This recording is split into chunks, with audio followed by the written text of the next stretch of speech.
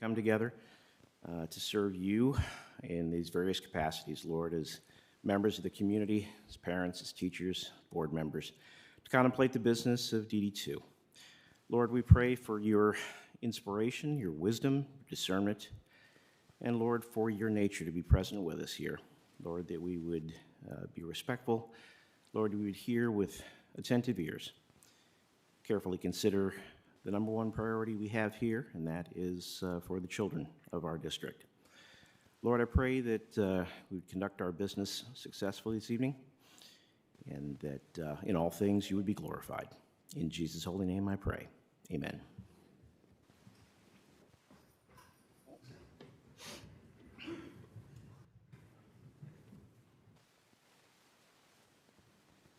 I pledge allegiance to the flag of the United States of America and to the republic for which it stands, one nation, under God, indivisible, with liberty and justice for all.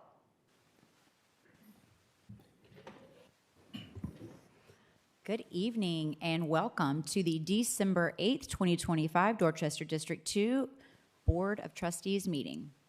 At this time, I would ask for a motion to approve the consent agenda and meeting minutes. So moved. Motion made by Mr. Guthrie. Second. Seconded by Mr. Lee. Any questions or discussion? All right, hearing none, we will call for the vote.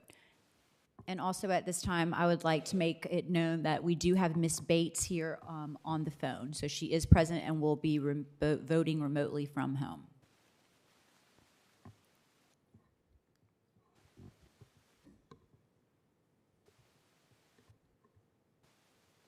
Motion carries 7 in favor.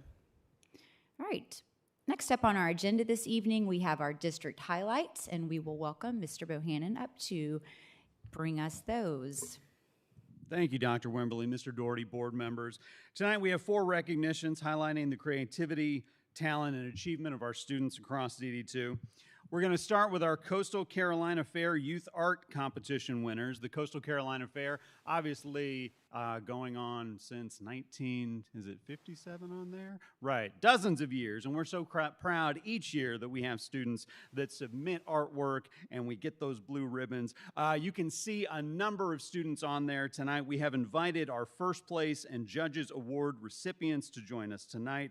Representing Ashley Ridge High School, Fort Dorchester Elementary, Fort Dorchester High School, Joseph R. Pye Elementary, Rawlings Middle School of the Arts, and Sand Hill Elementary.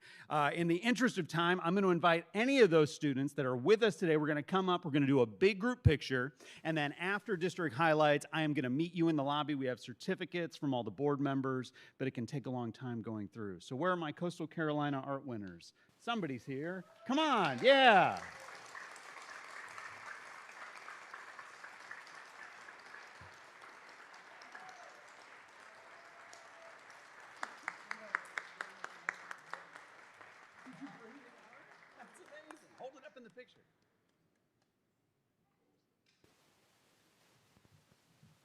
While we're lining up, as a fun anecdote, Miss King informed me this afternoon that Gabby, I assume that's Gabby, wave Gabby. So Gabby's first place winning artwork is of Miss King's daughter, well, who's coloring, where that mouse cursor is hovering. Adorable.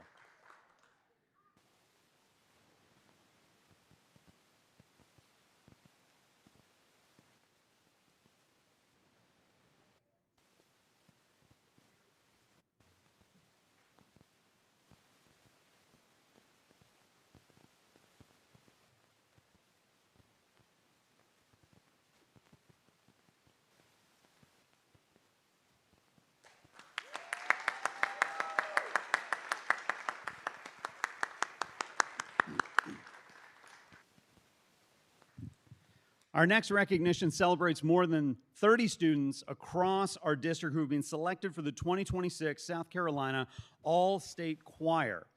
Selection for this ensemble is one of the highest honors a choral student can achieve in our state, and these students will perform with the best vocalists from across our state at Winthrop University at the end of February. Since the group was so many, We didn't have them all here tonight, but we have representatives from each of their high schools. We have certificates signed by the superintendent and Dr. Wimberly so that they can be celebrated at their school sites this week. So if we have our reps from Somerville High School, Ashley Ridge High School, Fort Dorchester High School, and Rawlings Middle School of the Arts, please come up and receive your certificates.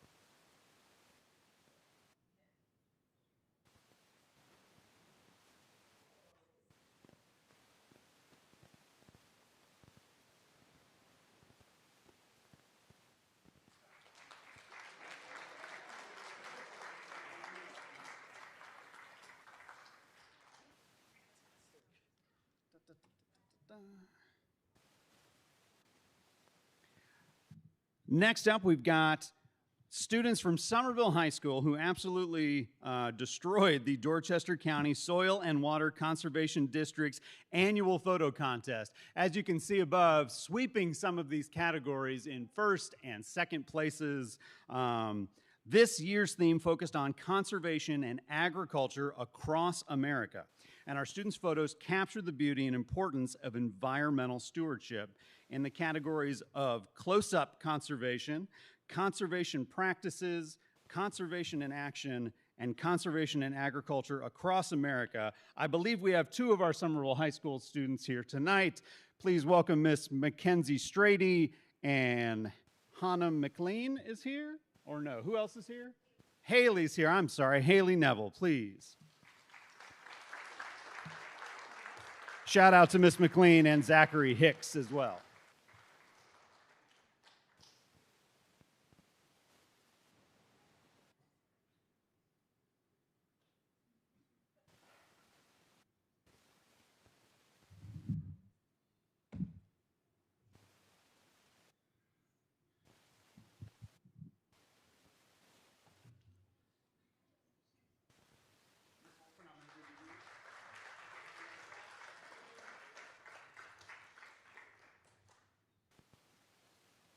They were joined by wonderful photography teacher, Miss Tony Olson from Somerville High School. And finally, I'm going to invite the rest of the board to come and join us. It's been a long-standing tradition in DD2 to celebrate the holiday season with a unique piece of student artwork that we feature on our district's official holiday card. Students from across the district submitted designs through their art classes, and our executive cabinet made the final selection a few weeks ago. This year's featured artist is Chloe Bennett, a 9th grade student. Yeah. From Somerville High School, under the direction of Stephanie Nooner. Her beautiful design will appear on hundreds of cards sent out across our community this season.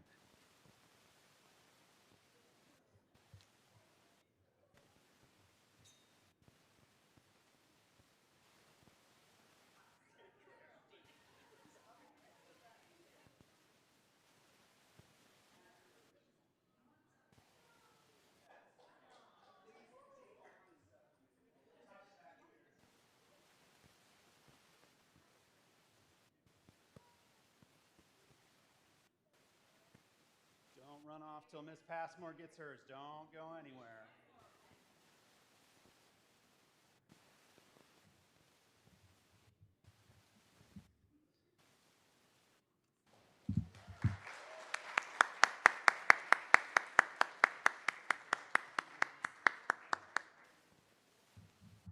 Yeah, Chloe, that's yours. You keep the originals. This concludes our district highlights. If you're going to be exiting part of our Coastal Carolina group, I will meet you in the lobby. Thank you.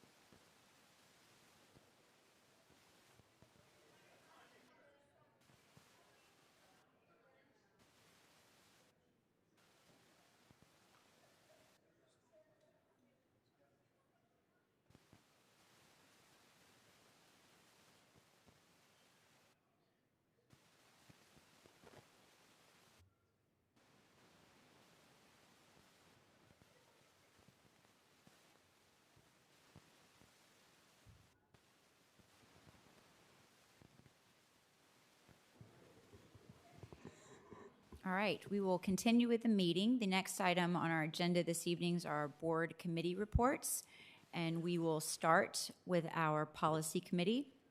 Ms. King? Absolutely, thank you. Up for the first reading, we have policy GCOA, evaluation of instructional staff. We also have policy GCOAR, which is the evaluation of instructional staff administrative rule, as well as policy ECA, security. Policies up for second reading are policy ED, materials and equipment management, policy EDR, materials and equipment management administrative rule, policy JKD, suspension of students, policy JKDR, suspension of students administrative rule, policy JKE, expulsion of students, and policy JKER, expulsion of students administrative rule. Additionally, our next meeting will be December 15th at 5 p.m. All right, thank you, Ms. King. So at this time, we do not need a second since these are coming out of committee. So is there any discussion or questions? All right, hearing none, we will call for the vote.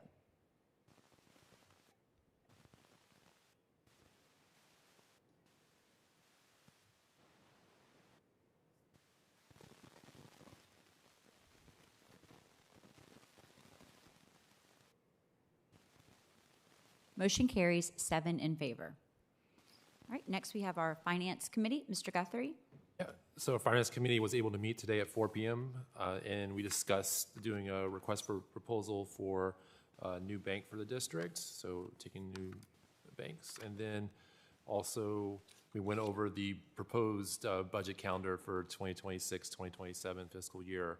So that's always upcoming, so always going to be fun. So it's going to be the new budget season. I don't know if Mr. Lee had anything he wanted to share. Well, for many of you, this is the most wonderful time of the year, but for me, it's getting started with the budget process. As I said last year about this time, the budget process is way too compressed for my comfort, but it is what it is, and I appreciate all the work that the team is doing to help prepare for this. They've added some additional focus and transparency on things that we're doing to consider for the budget this year. So I thank them for that, and looking forward to working our way through the cycle and dealing with what probably will be a challenging year, if not just financially, but if you're paying any attention to what's happening in Washington with regard to funding. We will have the state and figuring out its funding and whatnot, and then locally we'll have to figure out how we make everything balance and accomplish the things that we need to do to drive student achievement in our district. All right, thank you, Mr. Lee and Mr. Guthrie. And then next, we have our Facilities Committee. Mr. Farnsworth. Thank you, Madam Chair. I think everybody would agree, saving the best committee report for the last, of course. Facilities, hard at work. We met at 5 p.m. this afternoon. As always in the facilities world in our district, a lot of stuff going on. I know later in our board meeting we'll be getting a synopsis and high level of a lot of those projects going on. I did want to put out to the board, and I think Ms. Thomas is going to put this out a little bit short notice, but this Thursday morning, we are planning a walkthrough for Sand Hill. So for the new facility, the new building out there at Sand Hill, we'll plan on that. I think we said 8 in the morning. I'm looking at Mr. Farrell. We said 8. Yeah, so 8 on Thursday morning. So anybody who's able to make it out there, please plan on that. And we will keep rolling. That's what I got. Thank you. Great, yes, thank you very much. Okay, that concludes our committee reports. The next item on our agenda is our public comments on agenda items. And our first one this evening is, and I apologize if I pronounce this wrong, you can correct me when you reach the podium. Keturah, is it Kimmerlin? Kimmerlin, okay, great. How y'all doing? I'm Keturah Kimmerlin. Good evening. My name is Keturah Kimmerlin. I'm actually here to address the emergency appeal for my kids' safety and well-being. My daughter was recently involved in an incident where an adult employee of this district used physical force against her on school grounds. This was a severe situation that resulted in a visible injury to my young baby, and more importantly, caused her deep, lasting trauma. We cannot and should not ask a child who has been physically harmed by a staff member to return to that environment. My daughter is now terrified of returning to their school. When a child feels unsafe, all learning stops. Her education has been halted because of this. My kids have not been to school in 2 weeks. I have followed every process and provided all documentation required and requested by the district. The administration has investigated this matter and knows the serious consequences. Tonight, I ask you to support the administration's recommendation to resolve this crisis, excuse me. As the Board of Trustees, Board of Trustees, my bad. Your primary duty is to protect the students. Approving this transfer is the necessary and compassionate action that provides my daughters with a clean slate and a safe place to continue their education. Please demonstrate that you prioritize student safety above all else. I urge you to vote yes to approve this emergency transfer for both my kids. Thank you, guys. Thank you, Ms. Kimmerlin. All right, next we have Mr. Ben Huff.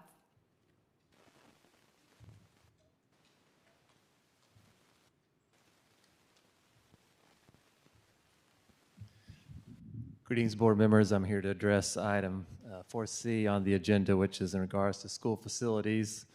The facility I wish to directly speak to are the tennis courts at Somerville High School. It's been 5 years since I brought my initial concerns about the tennis courts to members of this board.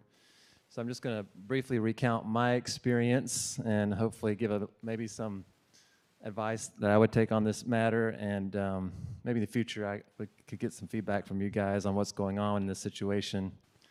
5 years ago, Superintendent Pye was pushing the idea of doing a multi-school tennis facility in a central location to Ashley Ridge and Somerville. And this plan included a partnership with the county so the general public could also have use of these courts when the high schools were not using them. This was necessary because Somerville's courts are in a swamp, and they can't be maintained anymore in their current location. And anyway, to keep going, Pye retired, and that plan got X'd out by the new superintendent that came in, Robbins, and which surprised me greatly because I had spoke to the AD during that time, and the ADs were just adamant that no place on Somerville High School could we move courts and achieve a better design and a better lasting court on their campus at Somerville High School. So I was all for the plan about partnering with the county and moving maybe the courts off-site so that they could be better maintained and longer lasting to a different location.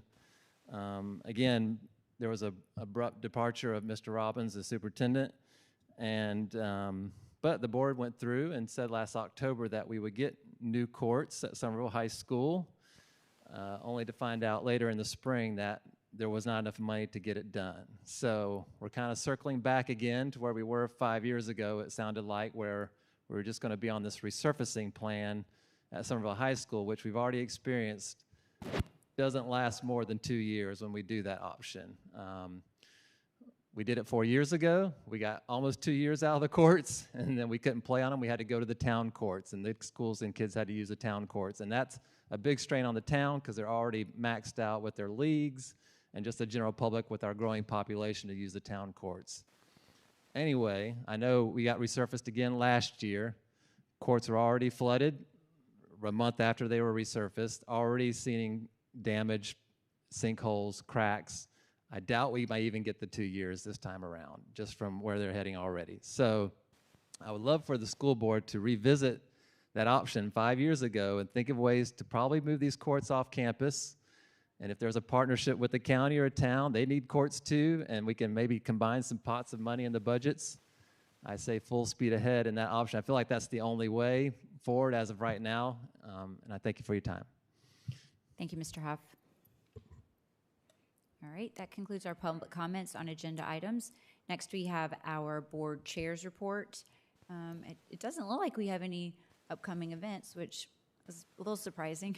Usually we have a couple things going on, but we will go ahead and give an update from our legislative advocacy conference that we attended this weekend. I was able to attend, as well as Mr. Farnsworth and Mr. Lee. And so the SCSBA, one of the main reasons that we are part of this group is because they are advocates for our school board, as well as school boards across the state and public education in South Carolina. So legislative advocacy is a big part of what a service that they provide. So at this conference, we get updates on legislation. We have legislators come speak, you know, kind of gauging the temperature of what, you know, this new upcoming year is going to look like. But we also look at and vote on our legislative advocacy manual for this coming year and the things that the School Board Association will be advocating for us on behalf of us. So each board across the state gets an opportunity to have delegates for that. Mr. Lee was our delegate this year, and he did a great job representing us. I was there watching and enjoyed it. There's always a little bit of spirited debate. It really is. It's very interesting, and yeah, so I enjoyed that. He, like I said, he did a great job representing us. So it was a good conference. I was glad to be able to attend. I will offer up the floor to Mr. Farnsworth and Mr. Lee if they would like to share anything about that. Welcome to you. Yeah, I'll be super quick. And so as I usually do with conferences, I certainly want to say thank you to the community and to the board to be able to attend the conferences. They really are, from a lot of perspectives, networking with our other school board representatives around the state. That's always a huge takeaway. But a couple takeaways. From this one specifically, I would tell you the legislative advocacy conference, you start to get, I would say, kind of a temperament, if you will, or temperature of the room legislatively moving into next year, so into 2026, with a lot of stuff, with obviously active bills and stuff that legislators are looking to pass, as well as budget type issues. What was interesting and what I took away this year, and this could be perceived as either a good thing or a bad thing, was that the legislators that were there, what I took away is education does not seem like it is going to be the topic for the State House in 2026. Typically, you can kind of see, like, what's the issue? Like, is it nuclear power? Is it roads? Is it whatever it may be? Every once in a while, it'll be education. This year, it does not appear to be education. So again, that can be either a very, very positive thing, because then we don't have legislators monkeying with education, or that could be a negative thing, because there's things that we want and need that we're potentially not going to have this next legislative cycle. So the temperament was just kind of, they're seeing things as they come. It sounds like the governor race is really going to take a lot of air out of the room in Columbia moving into 2026. So they're all talking about the governor race. One thing, one big takeaway, and this does impact our district specifically, there was talk about FELOs. For those who don't know, fee in lieu of, and so fee in lieu of taxes is something that entities can use, counties, towns, government entities can use to attract business, commerce, and industry to a certain area. And while that sounds fantastic on face value, it tends to mean that the school district potentially loses out on taxes. We lose out on revenue potentially, and the problem there is we don't have a seat at the table. And so we find out after the fact. For instance, we just got a report recently. We find out after the fact that the previous year we are losing $8 million specifically in FELOs for Dorchester District 2. The year before that, it was $7 million. I think it was $6 million prior to that. So over the span of a number of years, you're talking tens of millions of dollars that we have lost out on in FELOs. So I was at least glad to hear there was some discussion around that and potentially something legislatively coming out In order for a school board, for any authority, the fire departments, the sheriff's department, anybody that should have a seat at the table when it comes to philos, to have that seat at the table, which we do not have right now. So that was a positive takeaway that I will continue to press with our legislators for sure. So thank you. Yeah, I would say agree everything with what Ms. Farnsworth had to say. You know, it was a great experience from the standpoint that to a person, everyone there was concerned about children and achievement. There were a lot of spot issues here and there that were more acute in certain areas, but everyone there was not there for politics, but rather there to talk about what we need to do to educate our children in this environment and the real world where we're at. A couple of key things I took away. They had a presentation on the education funding formula used by the Senate. I was shocked to find out that there wasn't some attribute in the funding formula that took into account how many of your students went to South Carolina versus Clemson. But other than that, it's inane in my view, and I'm not looking for good things to come out of the change in the funding formula that they've made. It doesn't really help matters, particularly for a district such as ours that has been impacted by the way we do property taxes and local contribution. But it was interesting, and the presentation was informative.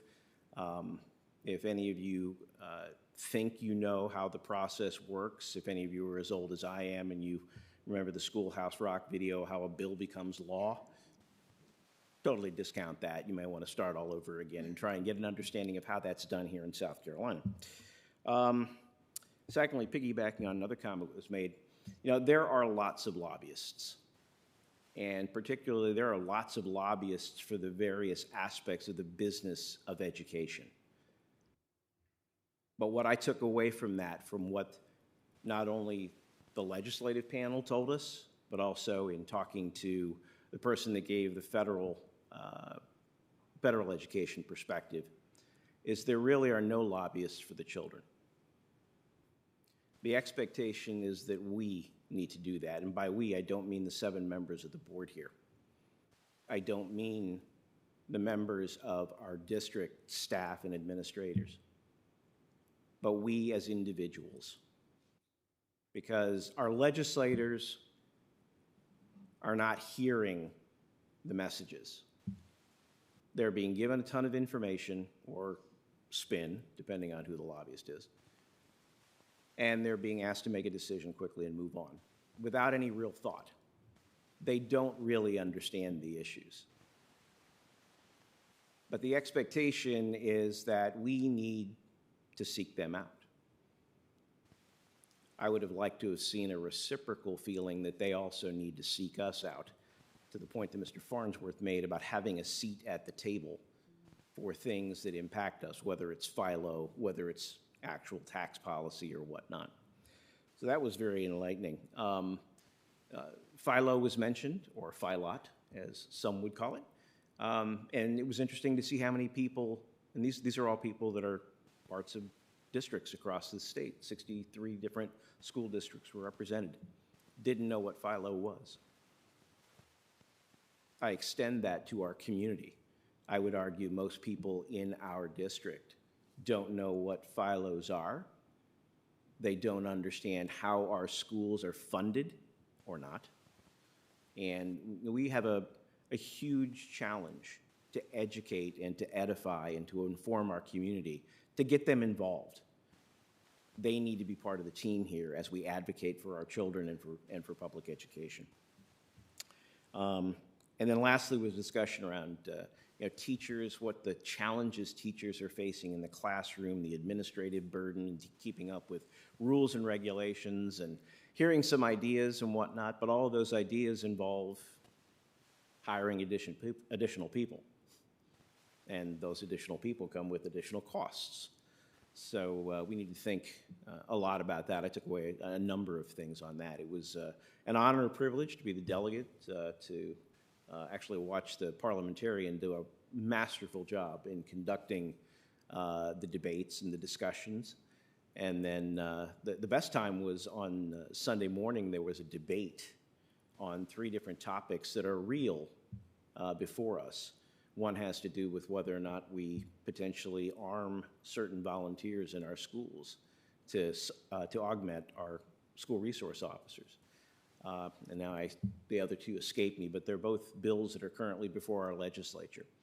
And there were 2 different teams that were picked, and they were assigned whether they were pro or for. And to watch the conversations happen, and they were done respectfully, but knowing that some of the people, because if you get to know some of these people, you know whether they're really pro or for the topic in front of them. To see somebody who's against something, to advocate vigorously for something, was fun. But the key takeaway was in the entire group of the 63 districts there, the ability to have meaningful conversations and discussions around topics that don't have to be divisive, that don't necessarily have to come up with a decision in 5 minutes, but to really talk, to listen, to understand opposing points of view, maybe even learn new facts that could influence how you think about those things. That was my biggest takeaway from the event, and I hope that we're able to do that as a board, we're able to do that as a community as we deal with the issues that are before us here in DD2. Thank you. We also had some discussion about potentially bringing back our legislative committee as to what Mr. Lee was saying about us making more of an effort to, we do have relationships with our legislators and our representatives, but making a more intentional effort to go to them. And so I do think that's something that we will discuss with the beginning of the new year in January. So, sure, yeah, absolutely. As I sat and heard Mr. Farnsworth say that there didn't seem to be a great appetite for what was going to happen academically in this upcoming year, I am livid. What group of people do not understand how important our academic system is? In DD2, we do a really great job with the limited amount of funds that we get. We are almost always above average of the state as well as surrounding school districts. And we're the ones that have the least amount of funding. If anything, every person that has the right to vote or the ability to speak should be speaking up on behalf of our educational system. You don't have a doctor, you don't have a lawyer, you don't have a superintendent, you don't have a president without the use of our educational system. We're the most important system, or one of the most important systems that exists. But if you won't support it, who will? It is not the job of those that just work in the system to make it known of what the needs are. As parents, you ought to be number one. These are your children.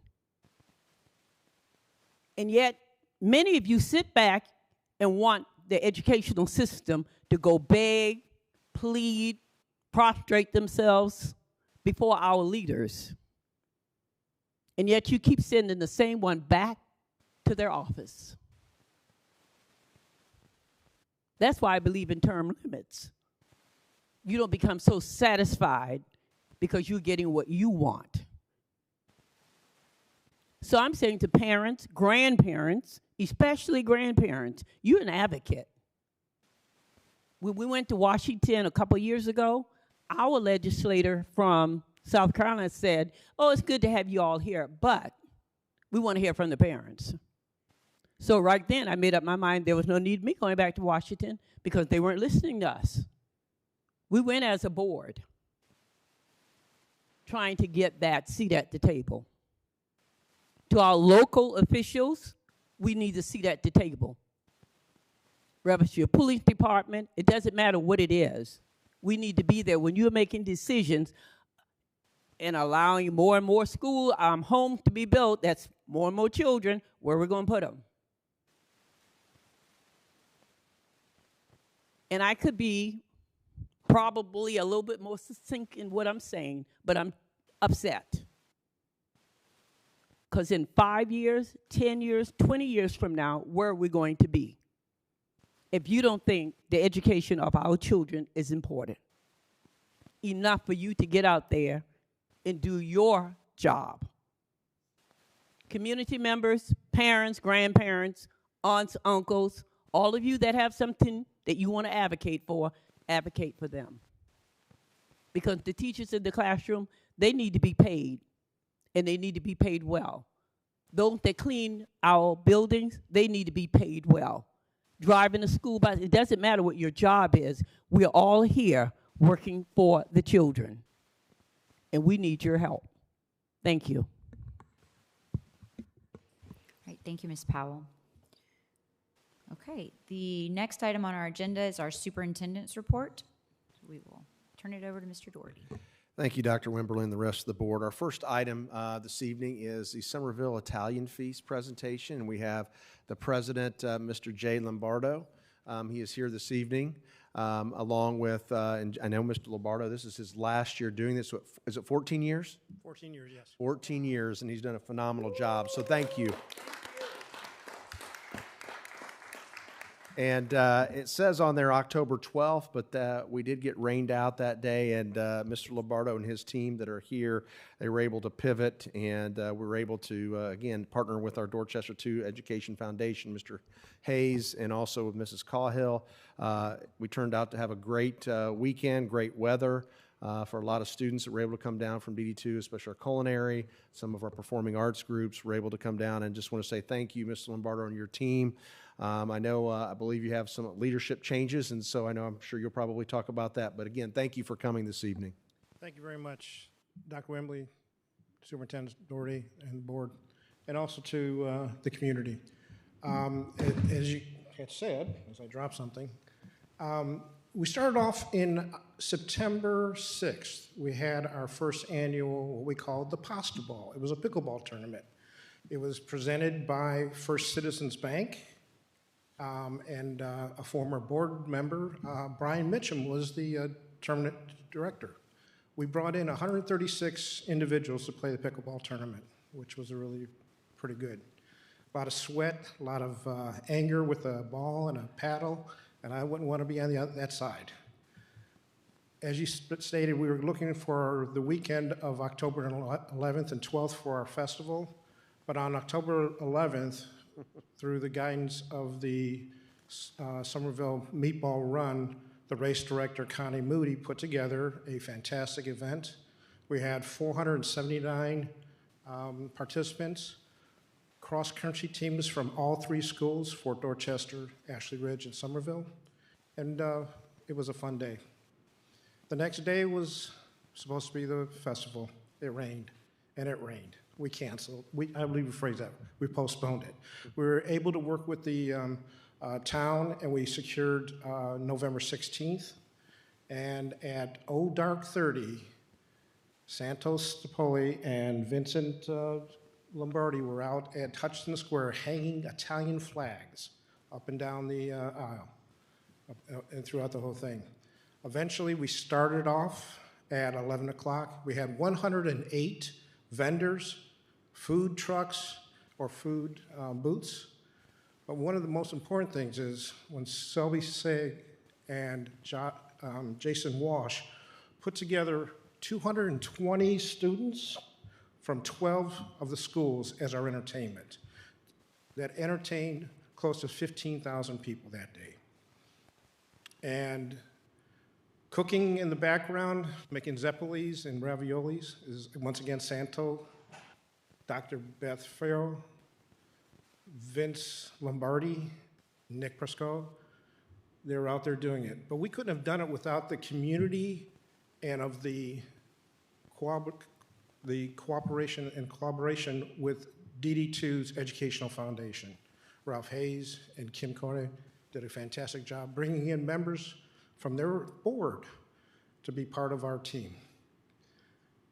So I'm turning it over this year. I'm going to take over and just do the paperwork and work with sponsors. So Frankie Starapoli is going to be taking over for me. A great person, and I know he's going to continue working with DD2 Educational Foundation. So I'd like my board to come up first.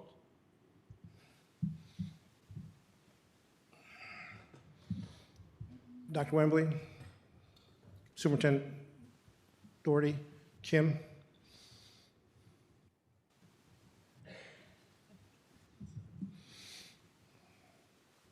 These are the people, these are all volunteers that put together the 2025 festival, run, and possible tournament. And this year, we'd like to give a donation to the Educational Foundation with a check for, yes, come get it,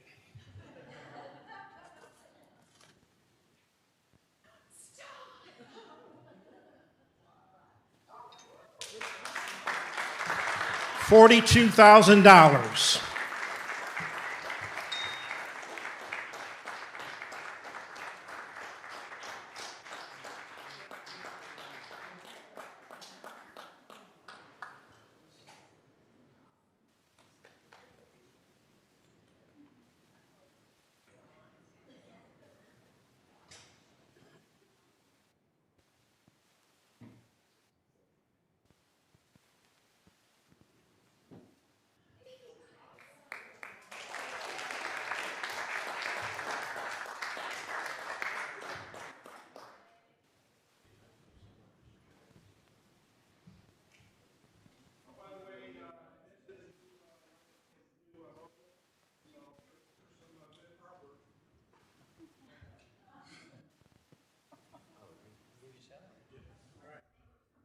Mr. Lombardo, I don't think you remember me, but I was serving on the HAT committee, which is the Hospitality and Tax Committee.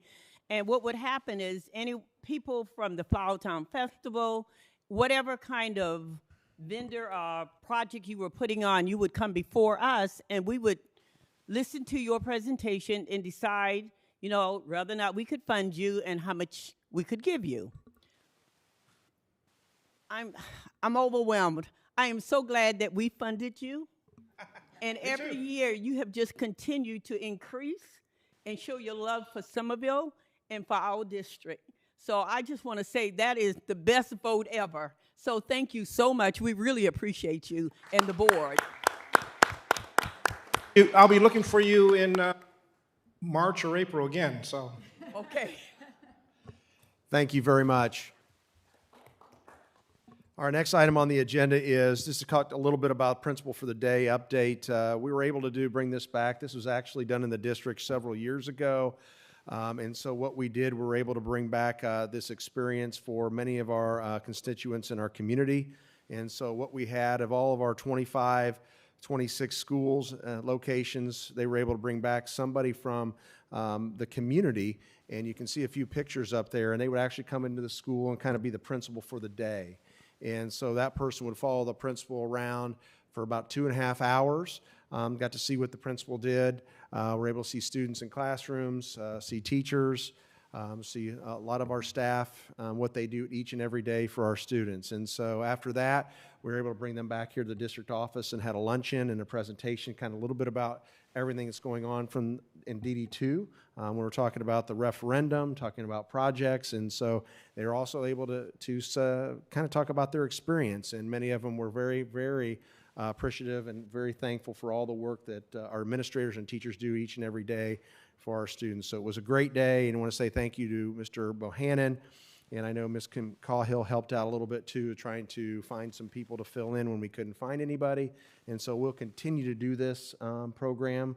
And again, it's just to give some awareness of what things go on in our district behind the scenes, and so it was a great day, so I just want to report out on that. The next item on our agenda would be, we're talking about a couple things that will need some action items, and the first one is a local board approved course for the 26-27 school year, Dance Exploratory, and at Rawlings Middle School of the Arts for the 2025 school year for grades 6 through 8. And I have Mr. Walsh, who did an amazing job at the Italian Feast, is going to talk a little about this course that we're proposing over at Rawlings Middle School. Good evening, Ms. Wembley, Board, Superintendent Doherty. I am here to request the approval for a dance exploratory course. Just to give you some backstory, last year the State Department of Education realigned a lot of our courses to make them more concise, and that they did that. It worked great, except for Rawlings has a course called Dance Exploratory, which is specific to students who are not enrolled in the dance corps. So it is a mixed grade group, so they can take it in 6th, 7th, and 8th grade. And we currently don't have a course that aligns with that, with the state course code. So I am here to request that we have a local board course code to align specifically to that course. All right, thank you, Mr. Walsh. Board members, at this time, I would ask for a motion to approve the locally board-approved course as presented. So moved. Okay, motion made by Mr. Guthrie. Do I have a second? Okay, seconded by Mr. Lee. Any questions or discussion? Okay, hearing none, we will call for the vote.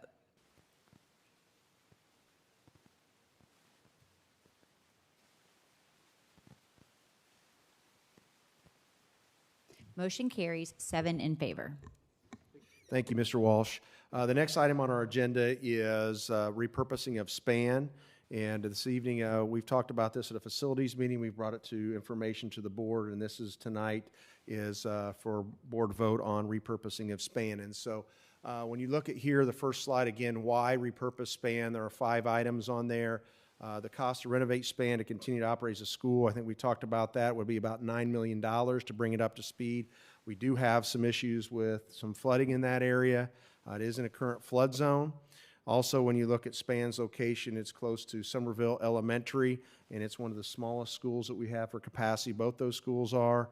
And so when we look at both of those schools, one's in a flood zone, one is not.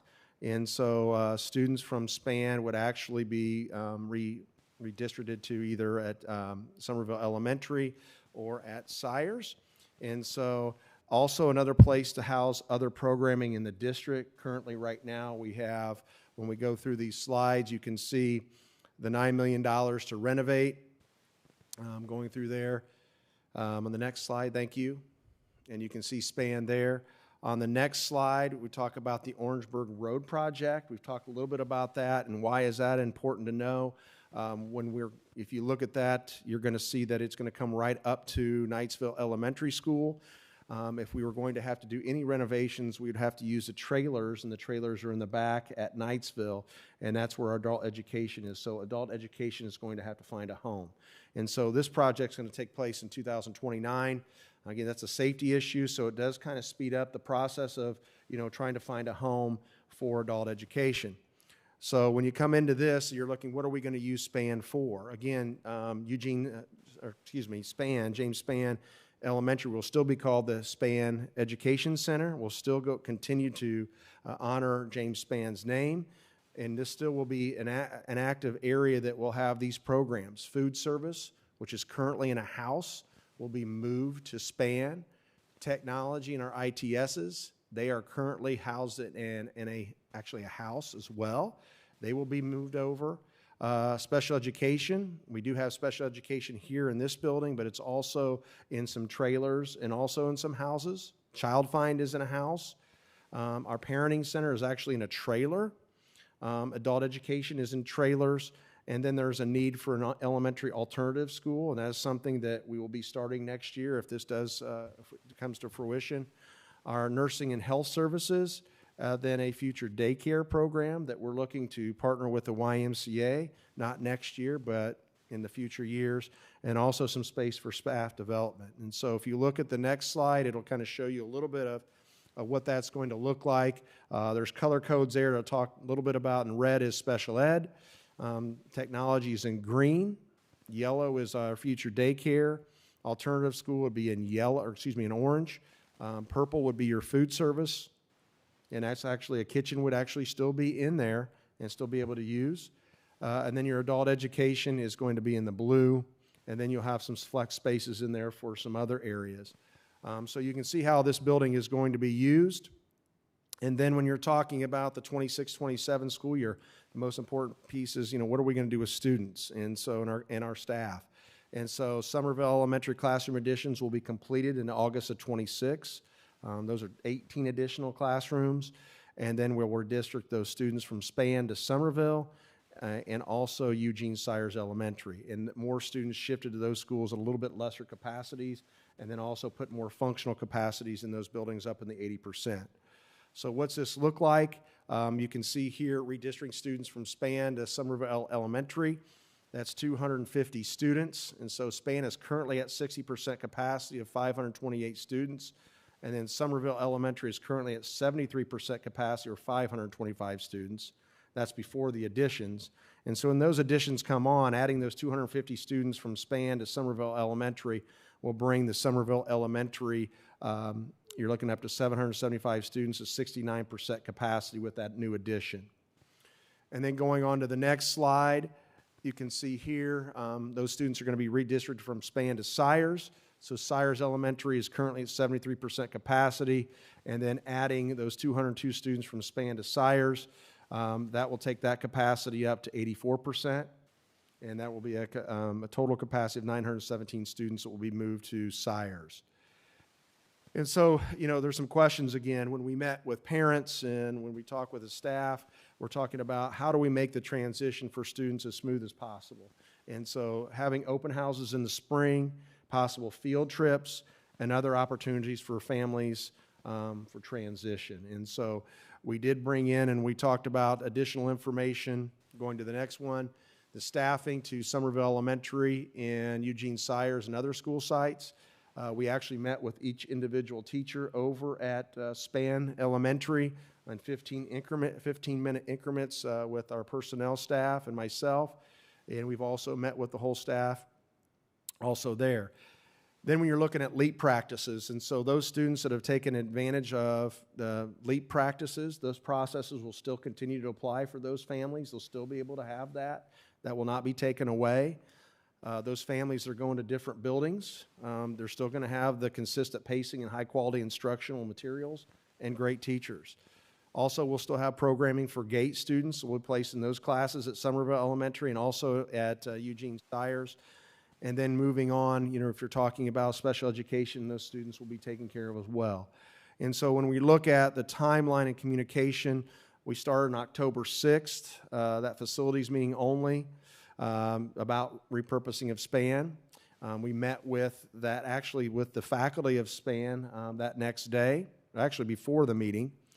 And then October 27th, we had a board meeting on that information only on repurposing of Span, and then the information on plan on redistricting students at Span Elementary School. And so we sent communications out to families. Families got 3 communications. And so when you look at that from October 28th to the November 28th, we held community meetings. We had 10 families come from Somerville Elementary parents.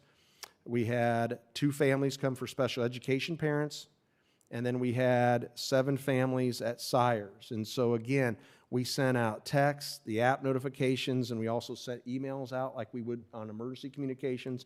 And so you're looking at about 250 texts, emails, and then through app notifications. And so each family member should have gotten 3 of those communications before this meeting. Also, we put those after the November 6th, we started putting communications into the newsletter at Span as well for families. And Dr. Wilson has done a great job of answering questions for families as well. So that leads us to tonight. And so you have heard the presentation, so I'm asking for a board vote on this evening. Okay, thank you, Mr. Doherty. Board members, at this time, I would ask for a motion to repurpose James H. Span Elementary and to redistrict its students as presented by Mr. Doherty. Okay, motion made by Mr. Farnsworth. Second. Seconded by Mr. Guthrie. All right, at this time, do we have any discussion or questions?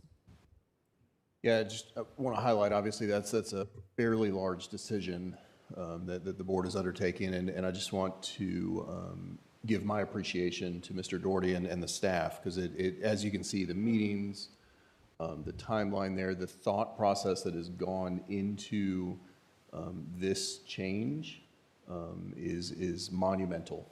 And so just from my standpoint, very, very much appreciated. Again, not I wouldn't say an easy decision, but you guys have done the legwork to make it as easy as possible, where it absolutely makes sense to move forward with that. So again, just want to say thank you for all of that work. And I just want to say, as was mentioned, the LEAP program is still available, but make sure once you hear that registration is open, you immediately register your child, because it's not as though because you were at Spain, you automatically have a seat at the table. You still have to register your children, and we fill out rather quickly. So make sure you do it, because when they're gone, they're gone. Thank you. Piggybacking on what Mr. Farnsworth said, I do want to thank the district for the hard work that was done. We've had some curveballs thrown at us in our broader plans and whatnot, and they've responded very positively and openly and transparently. We've had lots of conversations. And some may think this is a perfunctory vote tonight, and I agree. This is a significant vote, but it's not coming at the last minute or in a rush. This has been carefully considered and thought through, and had a lot of opportunity for folks to provide input, and I encourage my colleagues to support this evening.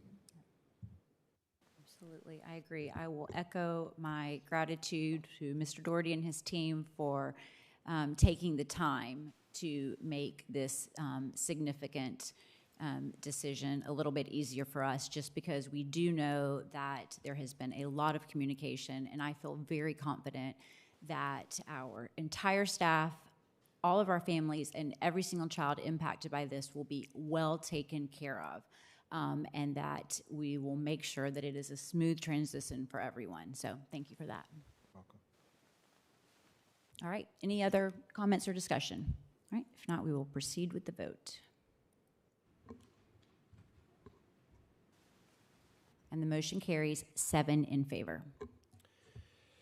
Our next item on the agenda is our board goals. Those were brought to the board for information at our last board meeting. And so this evening you have in the board packet, and also you can see here our goals. There's 6 areas: growth and achievement, future planning, safety and security, recruitment and retention, engagement, comprehensive financial planning. Those are our 6 areas. And then under those 6 areas, you can see there are some action items there. Kind of SMART goals, and so those will be things they'll use the metrics that will be guiding us. And so, again, asking for the board's input and vote on this evening. So thank you. All right, board members, at this time, I'd ask for a motion to approve the 2025-2028 Superintendent Board Goals as presented. So moved. All right, motion made by Mr. Guthrie, seconded by Ms. Powell. Any questions or discussion? Hearing none, we will call for the vote.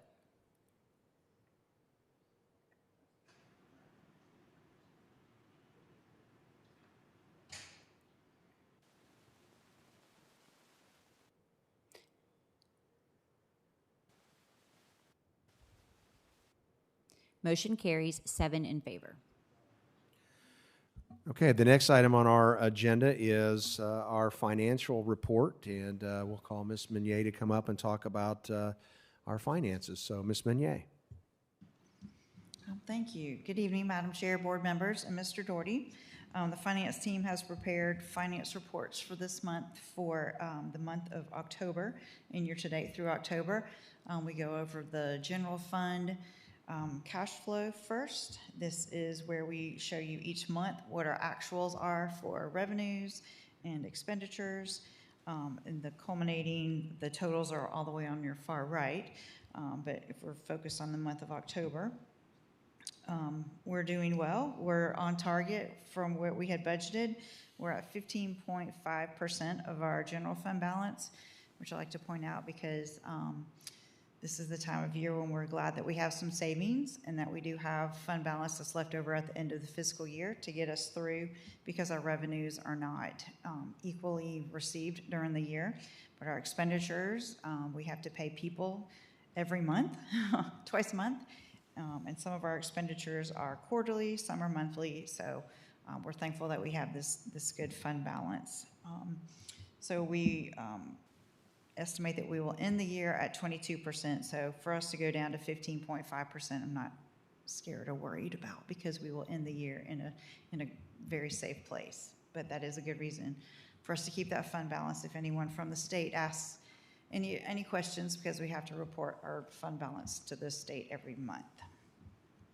Our next report is the general fund balance sheet, and then our scheduled revenues and expenditures. So on our balance sheet, our total assets, when we ended the month in October for the year, were $55.3 million.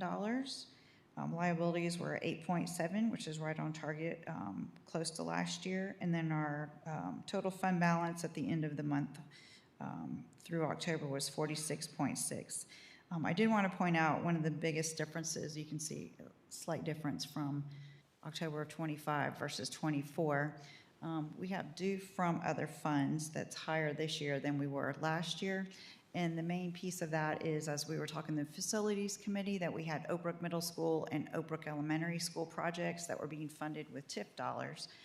So Ms. Grice and I are working on that reimbursement request to the county. They're funding that with TIF dollars. So that will change when we get those monies back from them. Our report on the revenues, expenditures, and changes in fund balance. Our first section is our revenues. We have the, our ideal percentage that it is remaining to be received for total revenues is at 79%. We're just a little slightly different from last year at 77%.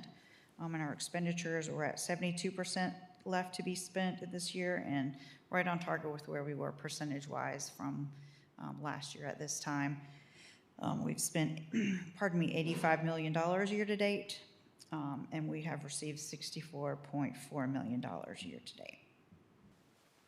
On our next set of slides, we have the pretty pictures. I know you can't see there, but when we upload them tomorrow to the website, you'll be able to see all of those in detail. But this is your summary of the past two reports that I showed you in just the words and numbers.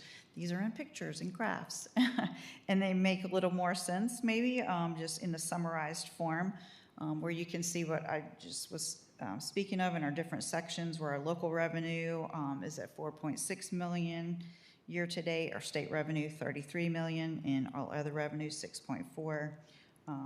The averages for the month of October. We feel like we're right on target with where we should be. No spikes for expenditures. Nothing unforeseen at this time. We feel like we're in really good shape. And again, I don't know if we need to go over all of these numbers since we went over the summary, but this is just in a more transparent format that hopefully is more understandable for any of our stakeholders who are reviewing our information and have questions for us. Can I ask a quick question on that slide? Yes, sir. And apologies, because I think you may have touched on it. So the all other revenue, the 25-26 number changes. I guess, is that state aid to the classroom? So under other financing sources, we have state aid to classrooms, which that is from the EIA part of the state budget. So we receive that as state money that we transfer into the general fund. Does that make sense? Yeah, for sure. Looking at it though, so the differences between fiscal year 24, 25, 26. 24 was... oh, I see what you're saying. Yes, no, sir, that is not the right number. 85 million is not the right number. We did not receive... Well, I'm sorry, that's the budget. Yeah, that's the question. So why? So when we go from 24 of 4, we'll say 4 million to 25, 10.4. Those were the year-to-date amounts just through October. That wasn't our full amount for that year of 2024. Gotcha. Okay. And then are we projecting out for 26 is what we're saying?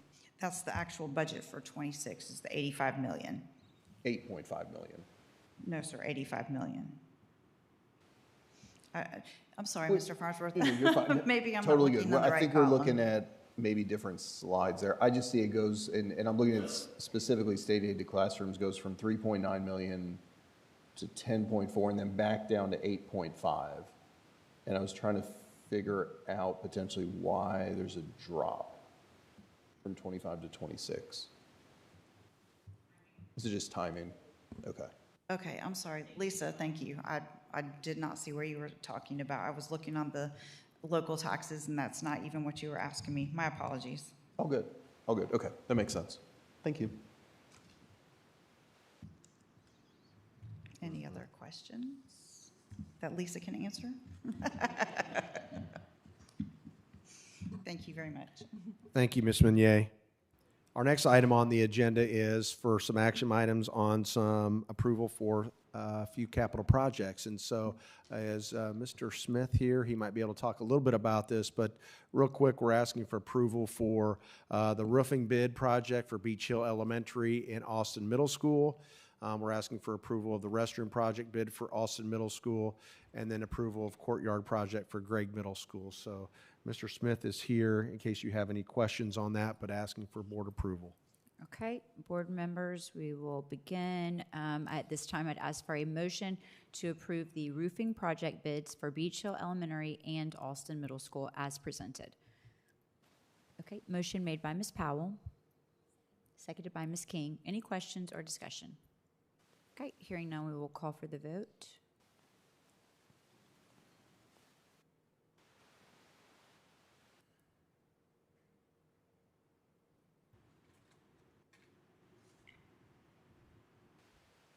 Motion carries 7 in favor. All right, and I would ask for a motion to approve the restroom project bid for Austin Middle School as presented. Motion made by Mr. Guthrie, seconded by Mr. Farnsworth. Any questions or discussion? Hearing none, we will call for the vote.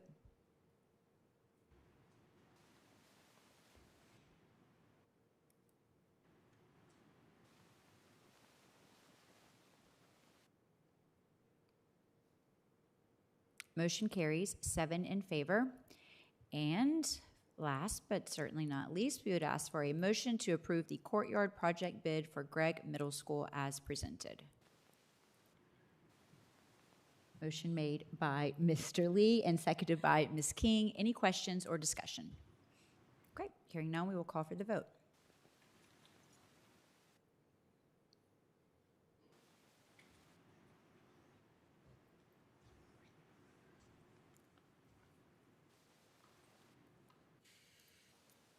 All right, motion carries 7 in favor.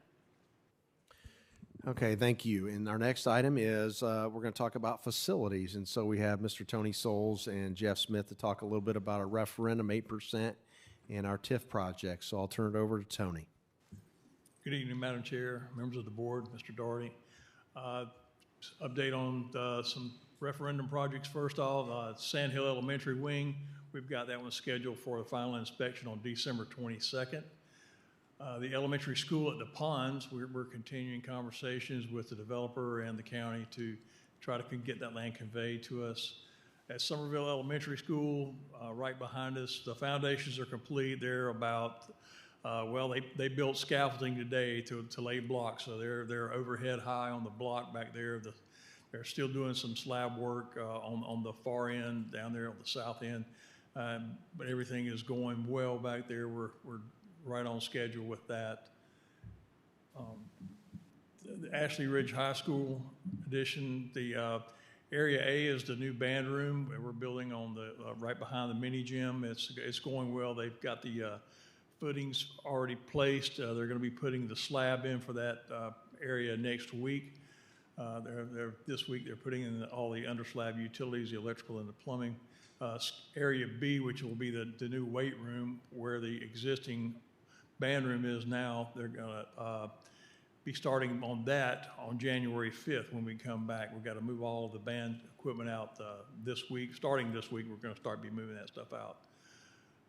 And that's the Area A is going to be, the completion date for that is May 25th. And then the Area B, the new weight room, will be completed on June 5th. Somerville High School gym, we've got 100% design documents have been submitted to OSF, and we've got a fire and egress modeling analysis in progress through Jensen Hughes. We hope to have that modeling back this week sometime with a recommendation on what we need to do there. We'll turn that over to the design team to let them make their determinations from there. Fort Dorchester High School classroom addition, the construction documents have been submitted to OSF, and we hope to be starting construction on that just after the first of the year. Other capital projects that are not referendum is the Oak Brook Middle School addition. We have a final inspection tentatively scheduled on that one for the 29th of December.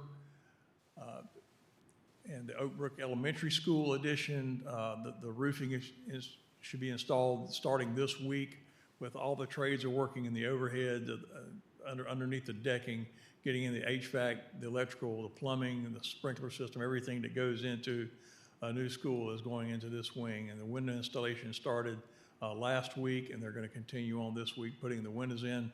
The substantial completion date for the elementary school addition will be mid-March. The bus maintenance facility at Oak Brook for the bus depot, the permitting is in progress with the state and the town. The pre-engineered metal building, we're waiting to purchase that. Well, that'll probably happen sometime within the next couple of weeks. And we're working with the general contractor and design team to coordinate that construction. And that budget was approved in the general fund back in 2023. And those are the major new construction projects going on. And for the rest of it, I'll let Jeff talk to you.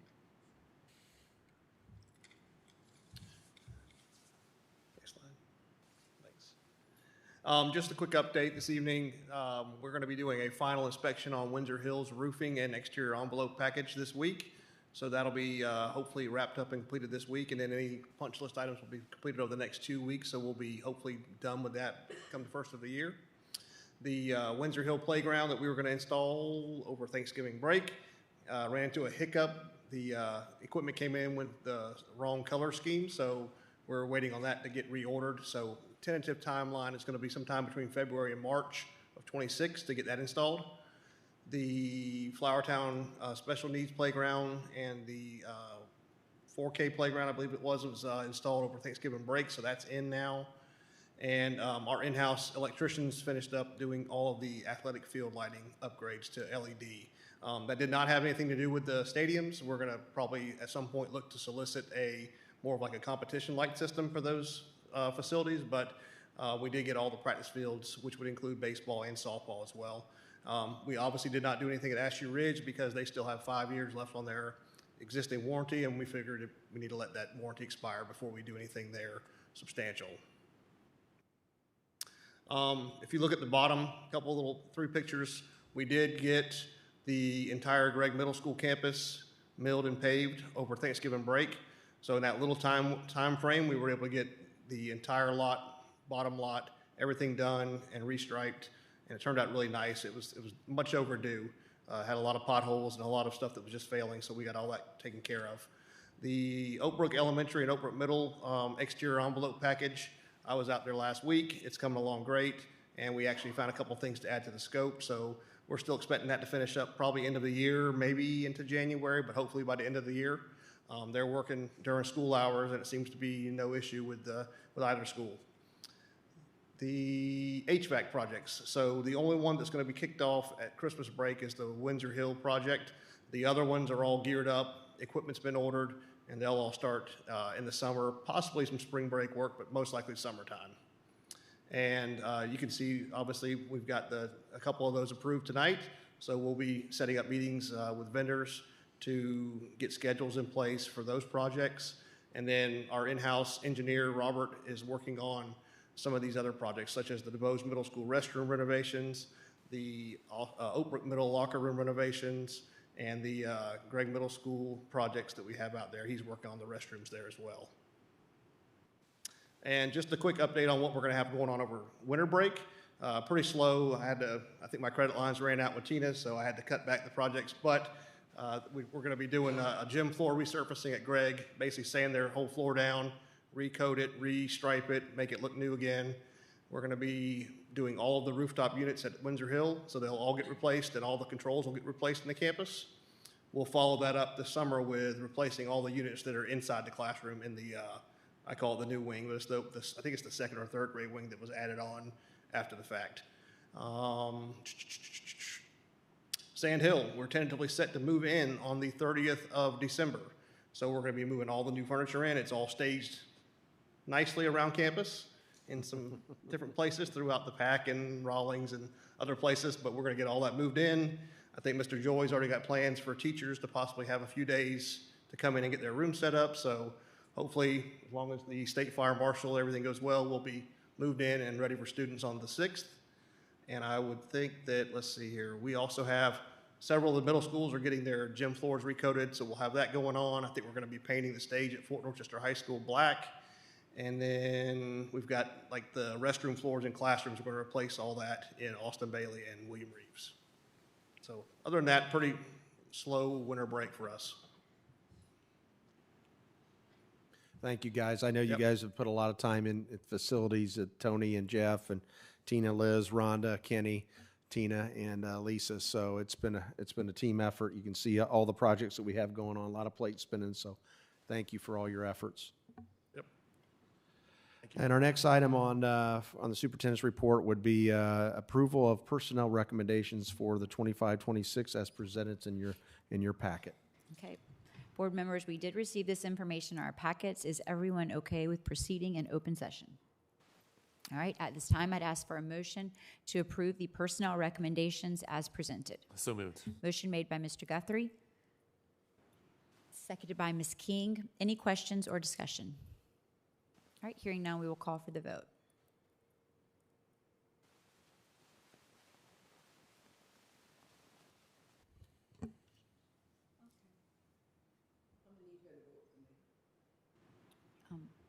Wanda, could you please vote yes, yay for Ms. Powell, please?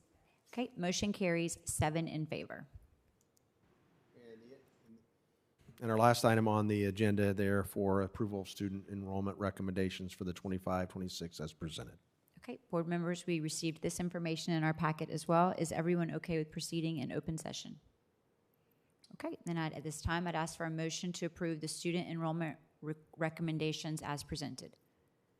Motion made by Ms. Powell, seconded by Ms. King. Any questions or discussion? Okay, hearing none, we will call for the vote. Ms. Wanda, yes for Powell.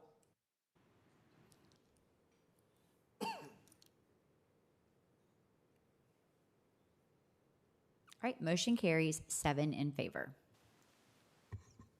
And that's all I have for the superintendent's report. Thank you. Thank you, Mr. Doherty. All right, next item on our agenda this evening are public comments. And first up, we have Mr. Jason Brockert.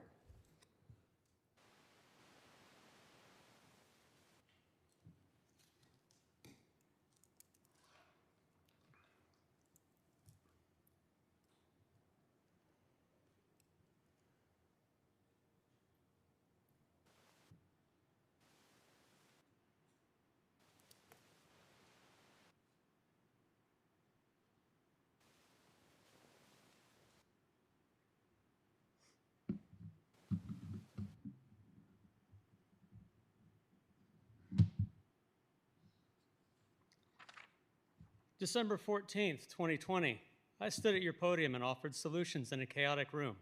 I advocated for safety and logic. I was on Team DD2, and I was wearing for Claire, and I haven't forgotten. December 13th, 2021, I stood at your podium and warned you about the negative stigma around mental health. I told you your culture was broken. You didn't listen, and I got no response. December 12th of 2022, I gave you specific examples of how your wait-and-see approach to bullying was leaving our children unsafe. Your response was bureaucratic, fully CYA. December 11th of 2023, my son had been bullied to the breaking point while his aggressors were rewarded. I spoke about rigid policies that forced my family to move just to survive your system, even if my son didn't. And on Veterans Day last year, you wouldn't give a grieving father the grace of removing a timer so I could speak. Back then, it would have only taken about 6-7 minutes for me to say what I needed to do. But then on December 9th, 2024, you dug trenches behind walls of silence, and I had to use your own cell phone policy to shame you to even look at bullying. This is what I look like in 2024. Here we are, December 8th, 2025. 5 years ago, I offered solutions. 4 years ago, I told you about stigma. 3 years ago, I warned you about your negligence. 2 years ago, I showed you how broken you are. Last year, we realized you're just complicit. You accuse me of bullying. You accuse me of bullying because I hold up a mirror to your history. You do not understand the concept of bullying. You are incapable of administering a zero-tolerance policy because you cannot tolerate your own accountability.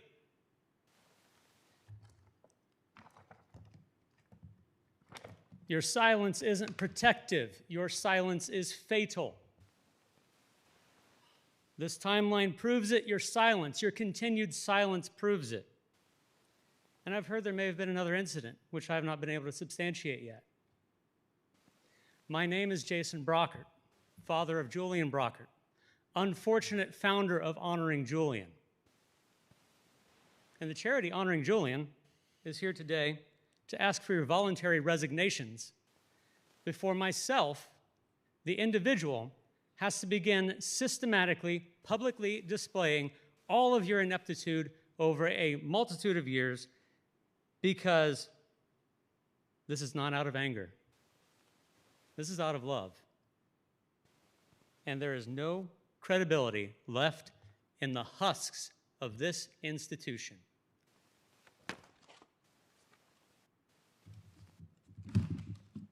I don't have my son anymore. Merry Christmas.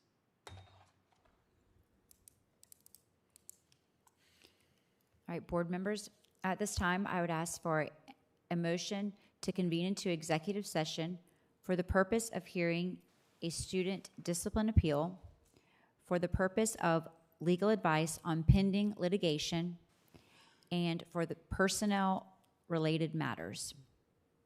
So moved. Okay, motion made by Mr. Guthrie, seconded by Mr. Lee. Any questions or discussion? Okay, hearing none, we will call for the vote.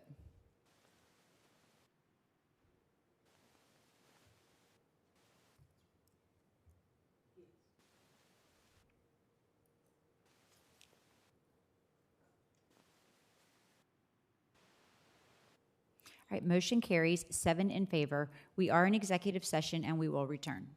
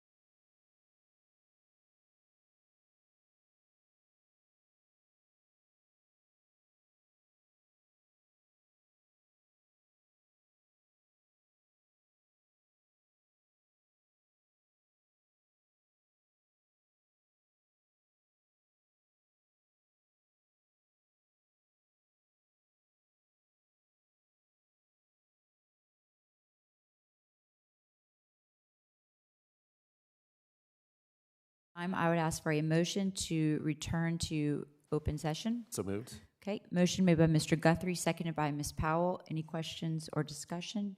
Hearing none, we will call for the vote.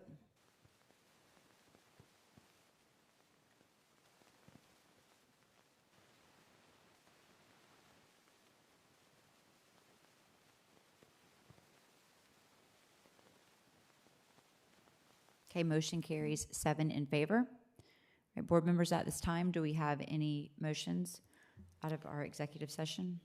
Madam Chairman, I move that the board uphold the decision regarding the two students, Student A and Student B. All right, motion made by Mr. Lee to uphold the decision regarding student A and B. Do I have a second? Seconded by Ms. King. At this time, do we have any questions or discussion? Okay, hearing none, we will call for the vote.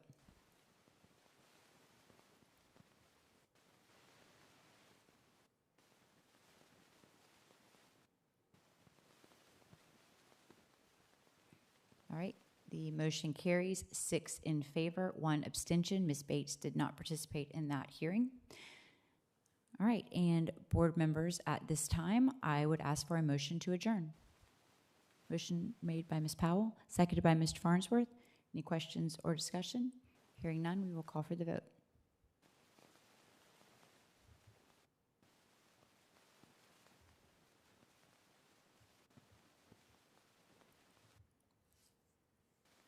Motion carries 7 in favor. We are adjourned.